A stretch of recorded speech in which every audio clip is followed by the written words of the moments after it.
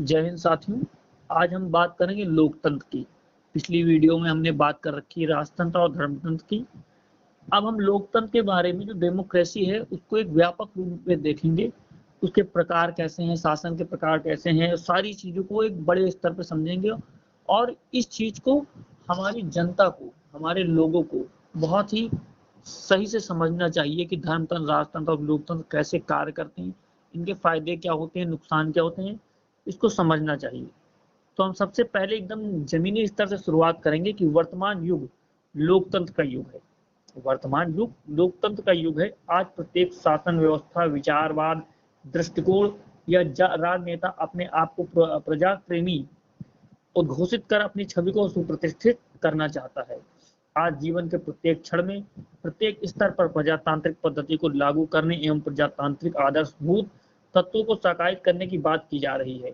इसे आधुनिकता की विशेषता सूचक संस्थाओं में एक विशिष्ट स्थान प्राप्त हो चुका है। जो कोई भी है, सब लोग लोकतंत्र की बात करेंगे, प्रजातंत्र की बात करेंगे, जनता की बात करके अपने आप की छवि बनाते हैं और उसी पर ही काम करा जाता है। ये सबसे बढ़िया और सबसे विशेष स्थान इसको प्राप्त हो चुका है लोकतंत्र को। आज के टाइम पर कोई भी अगर राजनीति में आना चाहता है तो वो लोकतंत्र को नकार नहीं सकता। अगर उसने लोकतंत्र को नकारा तो वो नकार दिया जाएगा। प्रजातंत्र शब्द अंग्रेजी भाषा के डेमोक्रेसी शब्द का हिंदी रूपांतरण है। अंग्रेजी का डेमोक्रेसी शब्द का ग्रीक शब्द दो ग्रीक शब्दों डेमोस और पुर्तुस से बना है। इनका अर्थ क्रमशः जनता और शासन या शक्ति है। अतः शाब्दिक व्युत्पत्ति के दृष्टिकोण से प्रजातंत्र का अभिप्राय जनता का शासन या जनता की शक्ति से है। इस रूप में लोकतंत्र उस शासन प्रणाली को कहते हैं जिसमें जनता स्वयं प्रत्यक्ष रूप से या अप्रत्यक्ष रूप से अपने प्रतिनिधियों द्वारा संपूर्ण जनता के हित को ध्यान में रखकर शासन करती है। संकीर्ण अर्थ में प्रजातंत्र का अर्थ केवल सरकार के रूप या शासन व्यवस्था या राजनीति व्यवस्था मात्र के लिए दिया जाता है, परंतु लोकतंत्र के व्यापक कार्य में इस संकुचित अर्थ के साथ साथ वे अन्य पक्ष एवं आयाम भी जुड़ जाते हैं। इन विभिन्न पक्षों का योग होने पर ही लोकतंत्र या सर्वागीण लोकतंत्र की स्थिति उभर कर सामने आती है। लोकतंत्र के विभिन्न पक्ष हैं या उनके व्यापक अर्थ में प्रजातंत्र के निम्नलिखित संदर्भ कहे जा सकते हैं। कई सारे संदर्भ जिसमें है कि शासन के रूप में लोकतंत्र, राज्य के रूप में लोकतंत्र, समाज के रूप में लोकतंत्र, आर्थिक व्यवस्था के रूप में लोकतंत्र, नैतिक व्यवस्था के रूप में लोकतंत्र, जीवन शैली के रूप में प्रजातंत्र लोकतंत्र।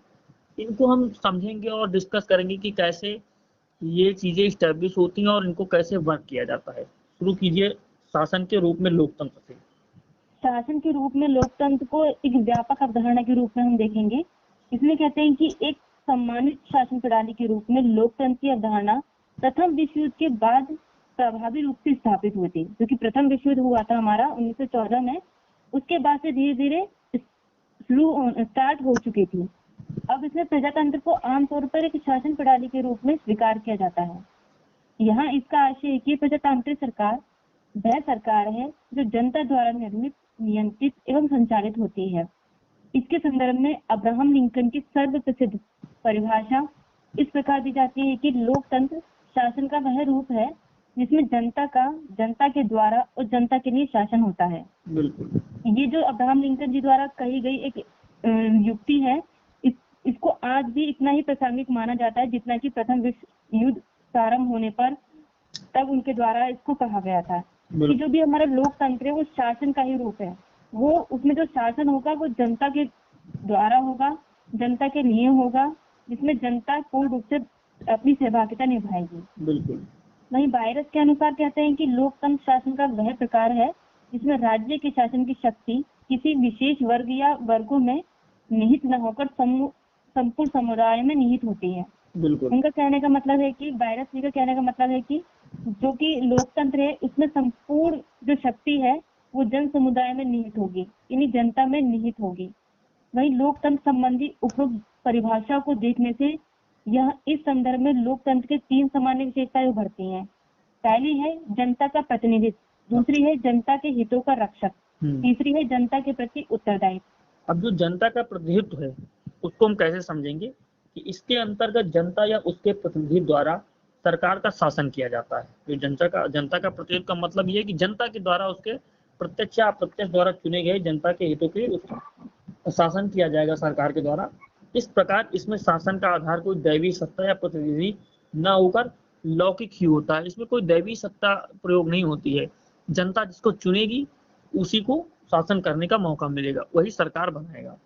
जनता के हितों का रक्षक इसको क्यों कहा जाता है, उसको हम समझते हैं कि लोकतंत्र में शासन का अस्तित्व जनता के हितों की रक्षा के लिए होता है। अर्थात लोकतंत्र में सरकार सदैव एक साधन के रूप में ही होती है, साध्य रूप में नहीं।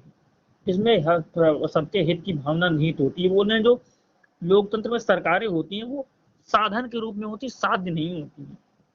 साध्य में जनता ही होती है और उसके लिए ही ये सरकारें काम करती हैं। जनता के प्रति उत्तरदायित्व, जो जनता के प्रति उत्तरदायित्व वो लोकतंत्र में कैसे होता है, इसमें सरकार जनता के प्रति उत्तरदायी होती है। अर्थात यदि सरकार सर्वसाधारण के हित के विपरीत में अपनी शक्ति का प्रयोग करती है तो फिर सर्वसाधारण द्वारा शासन में परिवर्तन किया जा सकता है। इसलिए ये जनता के प्रति उत्तरदायित्व, अगर वो जनता के खिलाफ कोई काम करते हैं तो जनता उन्हें शासन से हटा भी सकती है और नई सरकारों को चुन सकती है। ये लोकतंत्र में स्वीकार्य है। दूसरा है कि राज्य के रूप में लोकतंत्र, अभी हमने देख लिया शासन के रूप में लोकतंत्र कैसे डेवलप हुआ और कैसे काम करता है। अब राज्य के रूप में लोकतंत्र, राज्य के रूप में लोकतंत्र जो है और जो कि प्रजातंत्र कहते हैं उसको, प्रजातंत्र में जहाँ संप्रभुता जनता में निवास करती है, जो कि हमारी संप्रभुता है वो जनता में निवास करती है। वही इसमें शासन व्यवस्था का स्वरूप एवं नीतियों के निर्धारण की अंतिम शक्ति का स्रोत जनता के हाथों में होता है। राज्यों के कार्यों पर जनता का नियंत्रण होता है। और यदि इसको हम संक्षेप में समझेंगे तो हम कह सकते हैं कि राज्य के रूप में प्रजातंत्र सरकार को नियुक्त करने, उस पर नियंत्रण करने और उसे अपदस्थ करने की एक विधि है। बिल्कुल। अब आगे हम बात करेंगे समाज के रूप में जो लोकतंत्र वो कैसे डेवलप होता है, कैसे आगे कार्य करता है। एक सामाजिक व्यवस्था के रूप में लोकतंत्र का अर्थ उस सामाजिक व्यवस्था से है जिसमें सभी लोग सामाजिक दृष्टि से समान माने जाते हैं। अर्थात जाति, पंथ, लिंग, वर्ग एवं आर्थिक आधार पर लोगों में भेदभाव नहीं किया जाता। इस अर्थ में लोकतंत्र सभी लोगों के समान अधिकार तथा समान अवसर प्रदान करने पर बल देता है। कहा भी गया है कि मनुष्य की भौतिक एवं सामाजिक दशाओं की समानता प्रजातंत्र का सार है। इन्होंने कहा है कि जो मनुष्य की भौतिक एवं सामाजिक दशाओं की समानता है प्रजातंत्र का एक सार है। आगे हम अब बात करेंगे आर्थिक व्यवस्था में के रूप में लोकतंत्र कैसे काम करता है। इसमें कहा गया है कि अर्थ या संपत्ति मानव जीवन के सम्यक संचालन हेतु एक प्रमुख आधार है। जीवन के एक पक्ष प्रत्यक्ष या अप्रत्यक्ष रूप में अर्थ का से संचालित या अर्थ पर आधारित होती है। जीवन का पक्ष होता है वो प्रत्यक्ष या अप्रत्यक्ष रूप से अर्थ में संचालित होता है, अर्थ से ही। ऐसी स्थिति में जीवन का आर्थिक पक्ष अधिक महत्वपूर्ण हो जाता है। अतः जब तक इस क्षेत्र में समानता की स्थापना न की जाए सामाजिक एवं राजनीतिक समानता निरर्थक हो जाएगी। यहाँ आर्थिक प्रजातंत्र का अर्थ न तो व्यक्तिगत संपत्ति का पूर्ण उन्मूलन है और न ही पूर्ण आर्थिक समानता और न ही पूर्ण आर्थिक नियंत्रण। इसका अर्थ वस्तुतः न्यूनतम मूलभूत सुविधाओं से प्राप्ति एवं आर्थिक अवसरों की उपलब्धता से है। सभी लोगों को भोजन, वस्त्र, शिक्षा इत्यादि सुविधाएं मिलती रहें ताकि उनकी प्रगति में किसी प्रकार की आर्थिक बाधा न पड़े। तात्पर्य है कि प्रत्येक व्यक्ति की न्यूनतम आवश्यकताओं की पूर्ति हो और समाज में किसी प्रकार का आर्थिक शोषण न रहे। लोकतंत्र आर्थिक रूप से लोकतंत्र, जिस लोकतंत्र की बात करते हैं लोग, वो कैसे समाज में होगा।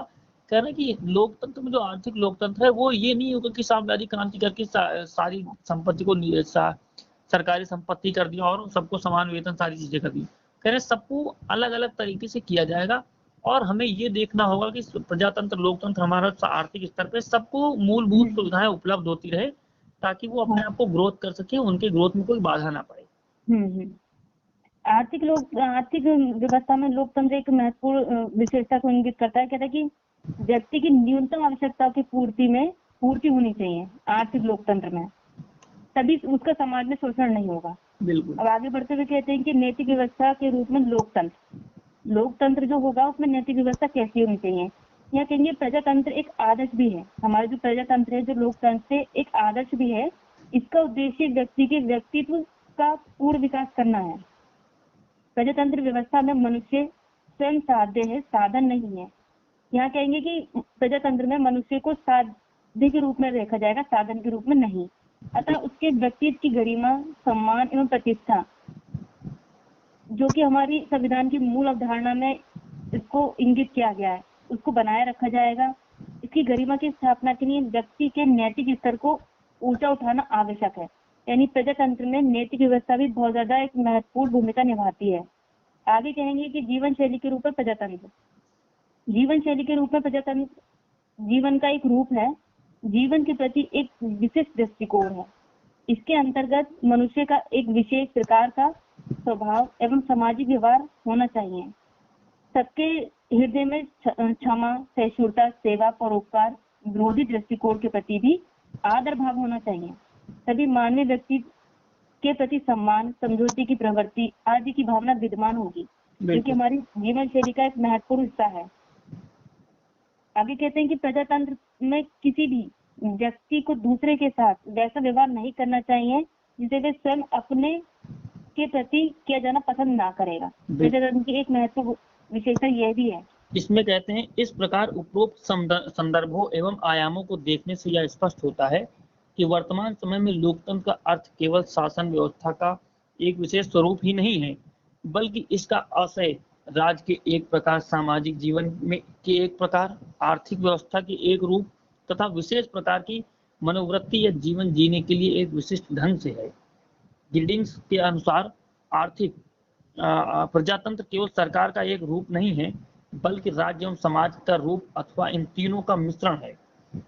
वास्तव में लोकतंत्र मानवीय सभ्यता एवं व्यक्ति के रूप में महत्व पर आधारित एक ऐसा जीवन मार्ग है जिसका उद्देश्य सामाजिक, आर्थिक, राजनीतिक जीवन के विभिन्न पक्षों क्षेत्रों में अधिकाधिक समानता की स्थापना करना एवं एक सहयोगी समाज की रचना करना है। लोकतंत्र के इस विचार में भागीदारी, प्रतिनिधित्व, उत्तरदायित्व, आत्मविकास, जनसहमति एवं भ्रातृत्व का विचार सन्निहित है। ये कह रहे हैं जो लोकतंत्र है हमारा प्रेजेंट टाइम में, वो केवल ये नहीं है कि एक लोकतंत्र तो हमने जनता ने एक शासन पद्धति को चुन लिया और सरकार को चुन लिया। आप लोकतंत्र को व्यापक स्तर में देखोगे तो राज्य में रूप में लोकतंत्र किस तरीके से है आपको वो समझना होगा, शासन के रूप में लोकतंत्र क्या है वो समझना होगा, समाज के रूप में लोकतंत्र कैसे काम करता है। अगर लोकतंत्र है आपके यहाँ तो वो समाज में किस तरीके से काम करता है, उसका आर्थिक पक्ष कैसे है, वो जनता के बीच में आर्थिक पहलुओं को कैसे डिवाइड करता है, नैतिक व्यवस्था की क्या अवधारणा देते हैं, वो जीवन शैली में किस तरह से लोकतंत्र प्रजातंत्र होना चाहिए। आप लोकतंत्र की सारी अवधारणाओं को समझिए और उसे अपने साथ लागू कीजिए, तब एक सही रूप में लोकतंत्र स्थापित होगा। नहीं सिर्फ शासन की पद्धति के आधार पर अगर आप लोकतंत्र को अपनाएंगे तो वो सिर्फ लोकतंत्र भी नहीं कहलाएगा। इसी के साथ आगे हम देखेंगे और